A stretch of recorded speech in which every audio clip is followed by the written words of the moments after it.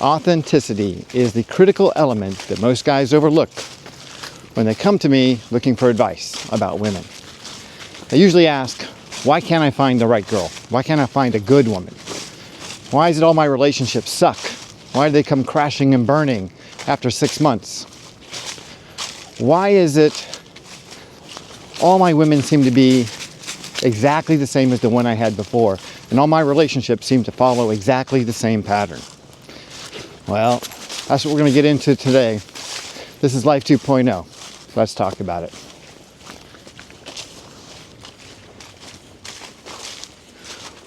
When you first meet a woman, and you find yourself trying to agree with her about as many things as possible, you are setting yourself up for failure right from the very beginning.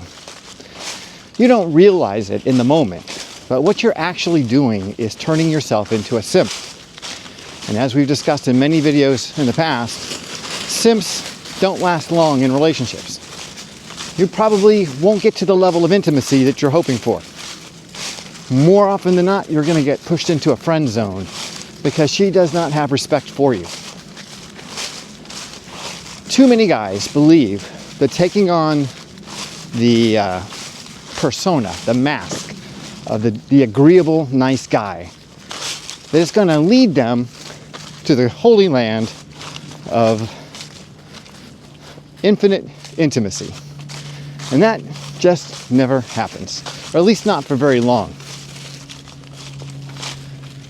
I don't think there's a guy among us who hasn't lied to a woman in order to seduce her on some level.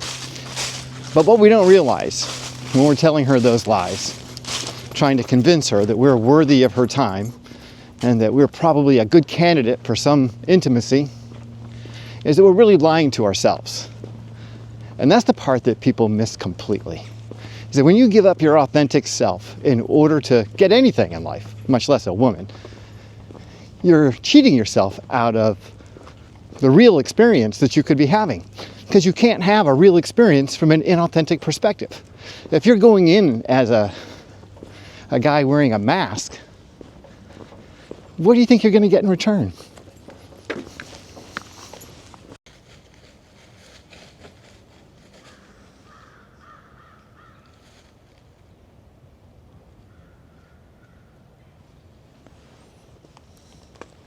So what exactly is a simp?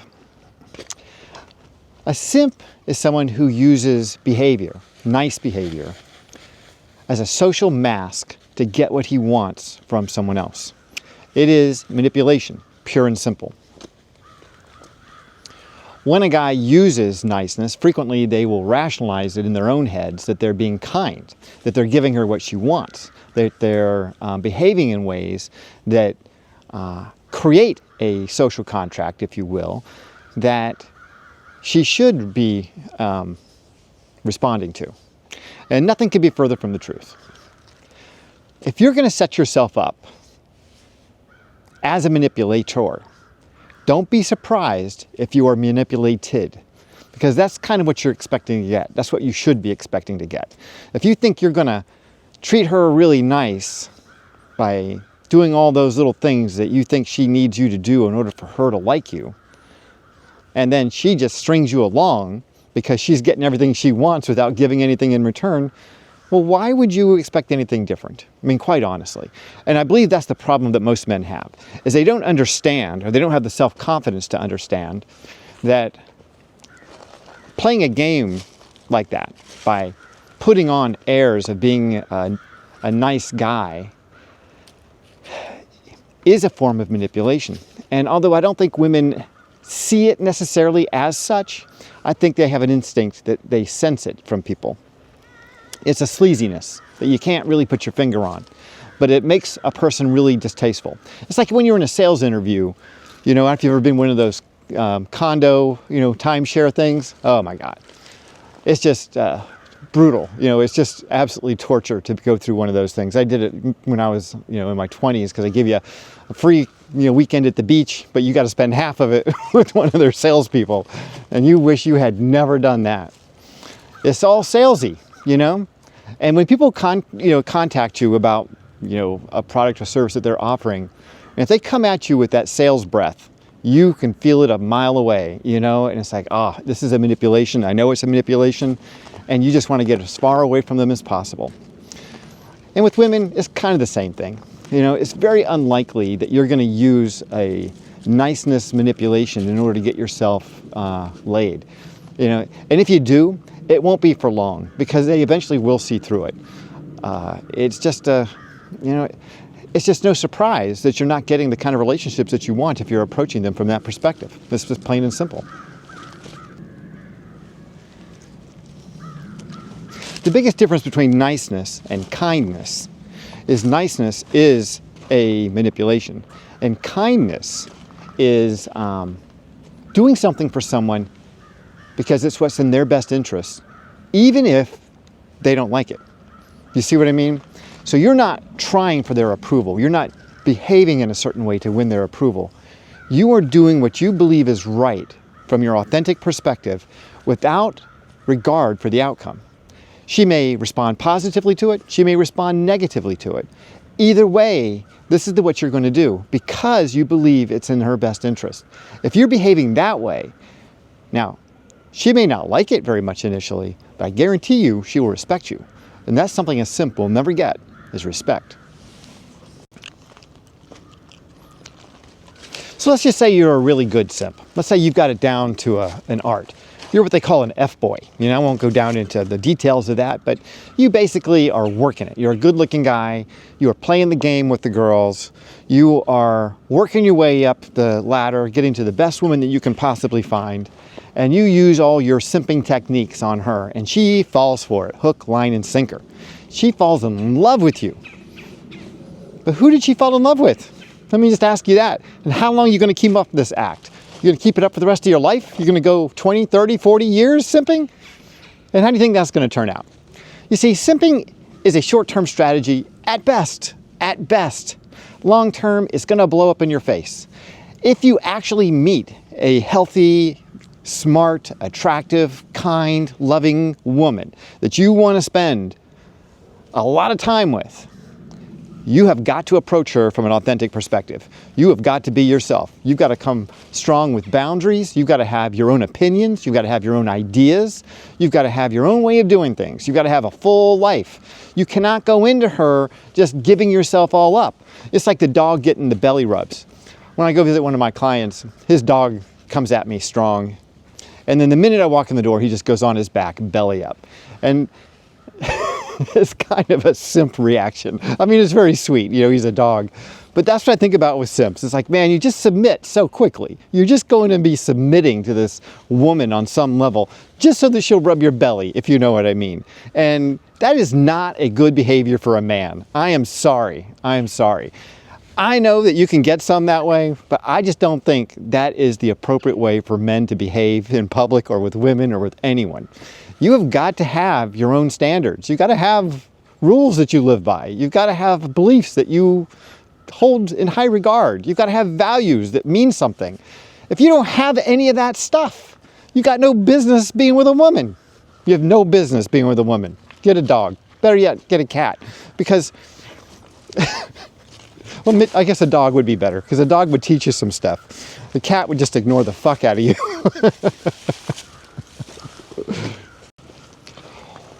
One of the biggest problems that simps have is they really don't have any boundaries, especially when it comes to women. They're so desperate to win the approval of a woman that they will set aside and ignore any kind of bad behavior. They'll just pretend it doesn't exist. You know, it's the rose-colored glasses, and they will just pretend that everything is just fine. Ignore all the face jewelry, ignore all the tats up and down, you know, ignore the long list of men that have been there before and all the dysfunctional relationships she's had and the way she can't have a relationship with her own father and how she argues with the waiter. All those things, she's going to set that aside. She's fine. You know, she's a great girl. There's a good girl in there somewhere, and I'm going to find her, even if it takes me all night. Anyway, the problem is that when men simp, they enable bad behavior. Simping has only become a thing since feminism became a thing. For for whatever reason, when women started becoming successful in the world and started asserting themselves in certain ways, men felt they needed to belly up for them. They needed a simp for them. They needed to give them all the things that they wanted. They needed to be agreeable in every way, shape, and form. And so as a result, we have generations of women who have been encouraged to have bad behavior. And so should we be shocked that what we're seeing in today's culture as a result of, we could point our finger at feminism and say that started it? Absolutely. And I would agree with you on many levels that promiscuity, and you can have it all, you can be just like a man, you can have just as much sex as a man, you can have all that stuff. You can be just like a man, despite your biology. We're just going to go with that. Since that happened, one of the strategies that many men brought to the table in order to win over women is they became submissive. They took that submissive position. They would just give her anything and everything that she wanted. They would be the provider, but not necessarily a provider with boundaries. A provider that just provides. Not a provider that has a set of standards or values that he lives by, but just a guy who's going to write checks, give gifts, take her out to dinner, open all the doors, do anything and everything that she can possibly want so that she will believe that he's a nice guy. And those nice guys, man, they get walked on eventually. But the thing that you miss with this is that it's really hard to live with yourself as a man when you put yourself in that submissive position, because you lose self-respect. And once that self-respect is gone, that relationship is doomed. Once you no longer even have respect for yourself, you can't show respect for her. She's not going to respect you. That's for damn sure. So why would that relationship continue? There's no reason for it to happen.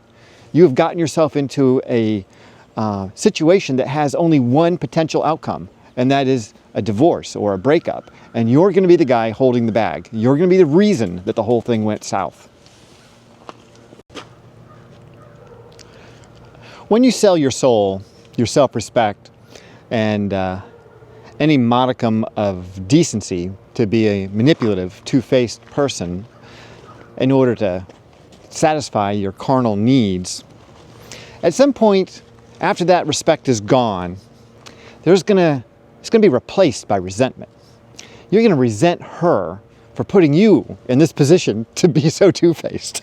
Now, I know that sounds twisted and sick, but I'm telling you, that's the psychology of it. It's like the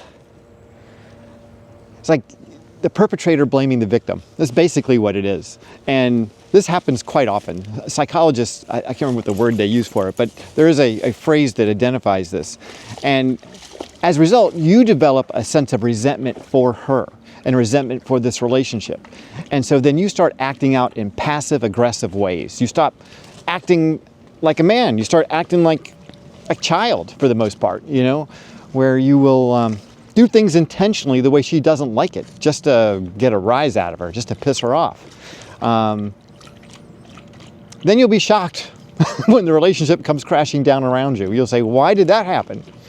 Well, it's because you sold your soul, and at the end of the day, when you sell your soul, you go to hell. So guess what, man? You have arrived.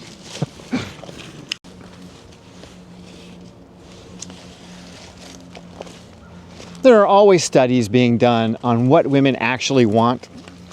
And men always say, well, what do they really, really want? What do they want? And everyone says, oh, there's no way you could know. Well, what they say in studies may be relatively true, and you can take it with a grain of salt, but you can start with attractiveness. Now, being physically attractive obviously is going to give you a great deal of benefit going in the door if you're a Chad or a Tyrone, and you're six-pack, six-figure, 6 feet, all that stuff, good for you. You're playing the game on easy, But for us real men that play the game on hard, self-confidence can be attractive. Self-confidence is a very attractive feature. Someone who's comfortable in their own skin, very, very attractive. And, I'm living proof of it. I would not consider myself to be anywhere near, the top echelon of Chads and Tyrones, but I've done quite well for myself over my lifetime. And it's not because of good looks. It's because I'm comfortable in my own skin, and I Don't fear rejection. I think that's probably the most important thing when it comes to dealing with women. The next thing that they look for is ambition. They want a guy who's got a plan, someone who's trying to better himself, trying to reach for the stars more or less. A guy who isn't reaching for the stars or isn't trying to push himself to become a better man is the guy who's going to sit on the couch a lot and play video games, drink beer, and eat pizza. No woman wants to be with that guy, okay? So if you are that guy, if you're right now sitting on the couch eating a pizza and about to crack open a beer, here's your clue. That's not going to get a woman. That's not going to get a good woman. It might get you a woman, but not the woman, if you know what I mean. The next thing is authenticity. Women want authentic. They do not want someone who's going to go belly up for them every single time she whines or cries about something. They want a man who's got the balls, the guts to disagree with her in a responsible, mature, adult fashion. Don't call her any names if you disagree with her. Just disagree with her and explain why. I was chatting with a woman online recently on a dating app, and she was making the case that relationships were a good place to work out your healing, your past trauma. And I told her, no, that is not the place to do that. I said, you should work out your issues before you start a relationship with anybody. Like, the last thing anybody wants is to get into a relationship with someone who's bringing a lot of baggage with them, okay? Work it out as best you can. And we all have baggage. We're all going to bring something to the table.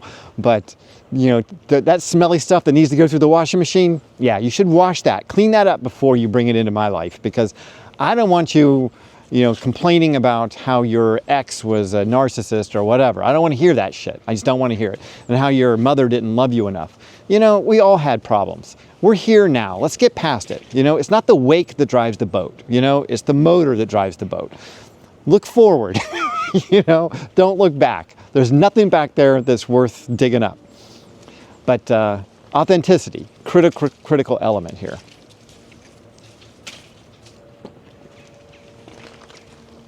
The last two things they're really looking for are emotional stability. They want somebody who can control himself, who isn't got to launch into a tirade every single time something doesn't go exactly right.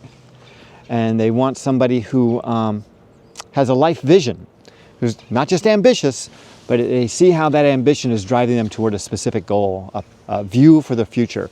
They want to be with a man who can see what the world will look like 5 or 10 years from now, because he's going to shape it that way.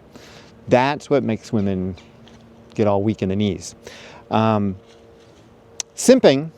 and just buying her gifts and taking her to meals or spending tons of money or whatever it is and agreeing with everything she says, even though in your heart you know it's wrong. You know, like if I had just said to that woman, oh yeah, you're right, we should definitely be digging up all of our emotional shit and starting a relationship from that perspective and heal ourselves, I would be so inauthentic. I could not live with myself, you know? And then where is that going to lead me? You know, if I go down the path of that relationship, where is that going? You know what I mean? Like, I'm going to be sitting at dinner with her one night, and she's going to be just unloading all of this crap from some perceived, you know, offense that was levied on her from some past lover or some past relationship or God knows what. And I'm gonna have to be her therapist. I do not want to be her therapist. You know, that is not a good role for me. The minute I start being her therapist, I stop being her lover. And I know that. She doesn't realize that. That's why she's looking for a therapist. I suggested BetterHelp. That's my sponsor.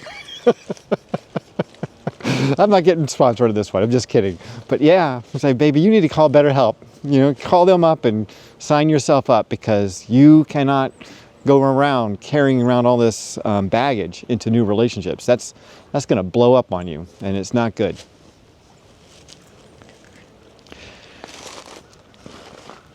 So, to be the kind of man that's going to attract these women, you got to start with the authenticity. And that means you got to have clear idea of who you are as a man, what's important to you, what your values are, what your boundaries are. You can't give in to every single whim. You've got to have ground to stand on. People, they talk about women shit testing men. And there is a lot of truth to that, but I don't think they always do it consciously. I think they test us to see how we're going to behave. It's like the dogs test me, you know, not to relate women to dogs, but they do. Debu is still a puppy, despite his size. And he's always looking to see what he can get away with, you know. And if I let him get away with it one time, you better believe he's going to do it again and again and again. Children are just like that. You know, you look like a 3 or 4-year-old, you know, just as they're starting to really explore the world. They're always looking over their shoulder to see if mom or dad is watching, to see if they can get away with whatever crap they're trying to pull. Well, women are just an advanced version of that, you know. They're going to throw out phrases and comments and ideas to see how you respond to them. And they're going to be watching really carefully to see if you give in, because they already have an assumption about who you are as a man. And if you give in on this idea or thought that seems contradictory to all of your other behaviors, that's going to be a red flag to her. Now, she may not know it immediately, but she's going to realize that she has some insight or some inroad into manipulating you, because she can see that you are giving in, that you are turning into that simp, that she is gaining control over you. And you don't want to be controlled by a woman. Women really don't want to control you either. They think they do, but that's really the last thing that they want in reality. They think that in the short term, if they can control you, they can get what they want, but then you turn into a simp, and they don't want that at all. They want you to be the guy that stands on his own 2 feet and says, no, I'm not going to do that. It's not right for you. It's not right for me. It's not right for us. We're going to do it my way, you know, or we're going to try something different altogether. But you can't give in to them, period. Leadership is a critical element in a relationship. As a man, if you do not take the reins of the relationship from the very beginning, you will always be the horse. You will always be driven someplace that you don't want to go. And that means that you've got to start from the very beginning making decisions about where you're going to go, what you're going to do, and how long you're going to be. You're going to make a relationship decisions that go beyond that. You're going to be the person who initiates sex. So you need to decide for yourself when that initiation is going to occur. And you've got to have the sense to understand that if you don't have a good, solid friendship and partnership with a woman before you have sex, you're not going to get it after sex. It's going to be a lot harder to get it after sex.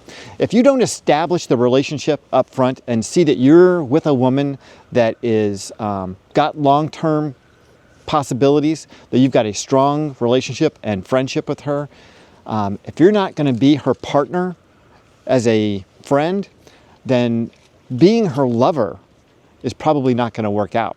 Because if you initiate a relationship and it starts strong with sex, very hard to build that friendship afterwards. It really is. Inevitably, the sex gets boring. It wears out. It doesn't happen as frequently, whatever. And if that friendship and that partnership isn't there, then you got zilch. You got zero.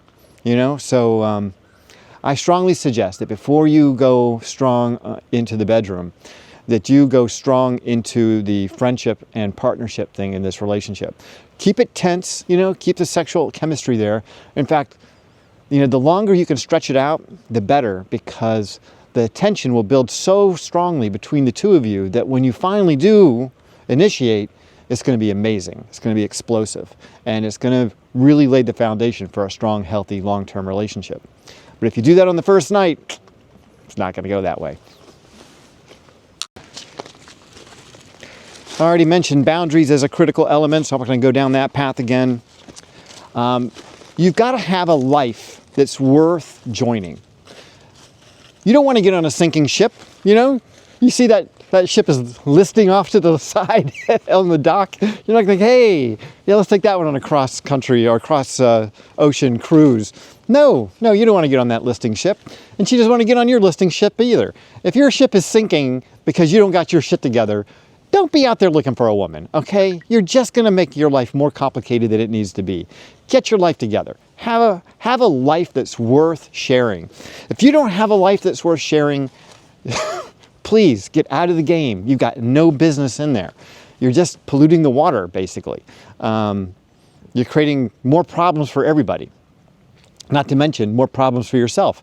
If you've got a ship that's sinking, how are you going to be taking on another passenger? Really? Really? You think that's going to work out? One more mouth to feed, one more car payment to make, more health insurance to pay for, one more set of issues to deal with, more food.